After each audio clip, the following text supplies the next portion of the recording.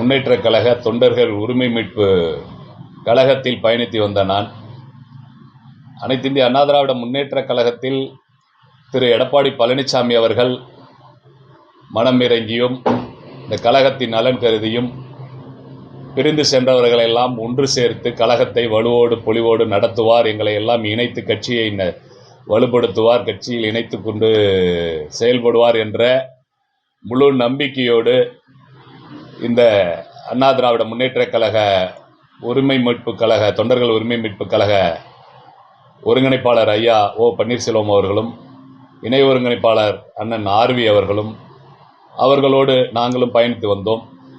இந்த நிலையில் கடந்த 23/12/25 ஆண்டு ஒன்று கூடி கழகத்தில் எடப்பாடி பழனிசாமி அவர்கள் நம்மை இணைத்து கொள்ளாத பட்சத்தில் என்ன முடிவெடுக்கலாம் என்ற ஆலோசனையை கழக ஒருங்கிணைப்பாளர் திரு ஐயா ஓபிஎஸ் அவர்கள் எங்களிடம் கருத்து கேட்டிருந்தார். நாங்கள் எல்லாம் அவர்கள் கருத்து கூறியிருந்த நிலையில் திரு ஓ பன்னீர்செல்வம் ஐயா அவர்கள் எந்த முடிவையும் எங்களுக்கு தெரிவிக்காமலும், மீண்டும் தேர்தல் தேதி நெருங்கிவிட்டது, கூட்டணிகள் முடிந்துவிட்டது, டெல்லியில் அமித்ஷா அவர்களை சந்தித்த திரு எடப்பாடி பழனிசாமி அவர்கள் ஓ பன்னீர்செல்வம் ஆர் வைத்திலிங்கம் திருமதி சசிகலா அவர்களை கட்சியில் இணைப்பதற்கு வாய்ப்பே இல்லை என்று இறுதியாக அவர் அறிவித்ததன் அடிப்படையில் மீண்டும் மௌனத்தை காத்து தாமதத்தையும் தடுமாற்றத்தையும் நாங்கள் ஐயா அவர்களிடம் தெரிந்து கொண்டதின் அடிப்படையில் எனக்கு அனைத்து இந்திய அண்ணா திராவிட முன்னேற்றக் கழகத்தில் அம்மாவிடம் அழைத்து சென்று அனைத்து இந்திய அண்ணா திராவிட முன்னேற்றக் கழகத்தின் மாவட்ட கழக செயலாளராக, குன்னம் சட்டமன்ற வேட்பாளராக, குன்னம் சட்டமன்ற உறுப்பினராக ஆகுகின்ற வாய்ப்பை இதய தெய்வம் புரட்சித் தலைவி அம்மாவிடம் பெற்றுத்தந்த திரு அண்ணன் வைத்திலிங்கம் அவர்கள் எங்களை அழைத்து திராவிட முன்னேற்றக் கழகத்தில் இணைவதாக எங்களிடம் தெரிவித்தார். அதன் அடிப்படையில் அவர் இன்று காலை தனது சட்டமன்ற உறுப்பினர் பதவியை ராஜினாமா செய்துவிட்டு தமிழக முதலமைச்சர் திராவிட முன்னேற்றக் கழக தலைவர் முன்னிலையில் தன்னை திராவிட முன்னேற்றக் கழகத்தில் இணைத்து கொண்டார்.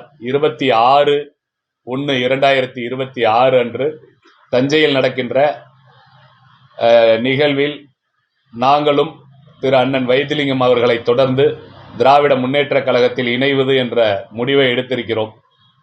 ஆகையால் 26 அன்று நானும் என்னை சார்ந்தவர்கள் இங்கு இருக்கக்கூடியவர்கள் திராவிட முன்னேற்றக் கழகத்தில் எங்களை அண்ணன் வைத்திலிங்கம் முன்னிலையில் முதலமைச்சர் திமுக தலைவர் தலைமையில் எங்களை திராவிட முன்னேற்றக் கழகத்தில் இணைத்துக் கொள்ள முடிவு செய்கிறோம். நாங்கள் பொறுப்பாளர்கள் ஒரு 10 பேர் முடிவு பண்ணி பேசியிருக்காங்க. சில பேர் மீண்டும் தாய் கழகத்துக்கு நாங்கள் வெயிட் பண்ணி போகிறோம்னு சொல்லியிருக்கிறாங்க. அவங்கள தவிர பொறுப்பாளர்களோடு நாங்கள் அதிகபட்சம் ஒரு 250-300 பேர் நாங்கள் அன்று இணைவோம், பொறுப்பாளர்கள் மற்றும் கிளை பொறுப்பாளர்கள்.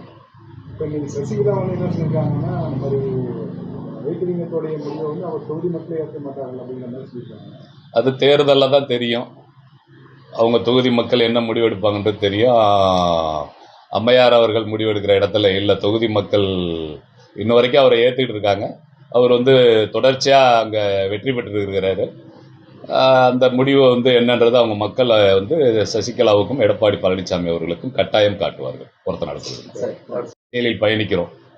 அந்த பட்சத்தில் என்னை நான் அதிமுகவில் இணைத்து கொண்டு புரட்சித் தலைவி அம்மாவின் தலைமையேற்று 97 எதிர்க்கட்சியாக இருந்த பொழுது இந்த கட்சியில் இணைந்து கட்சியில் செயலாற்றி அம்மாவிடம் நல்ல பெயர் எடுத்து அண்ணன் வைத்திலிங்கம் அவர்களின் ஆதரவோடு அம்மாவிடம் அறிமுகப்படுத்தப்பட்டு நான் நகர கழக செயலாளராக, மாவட்ட கழக செயலாளராக, குன்னம் சட்டமன்ற உறுப்பினராக மக்கள் சேவை செய்தோம். அது இப்போ தொடர முடியாத வாய்ப்பு.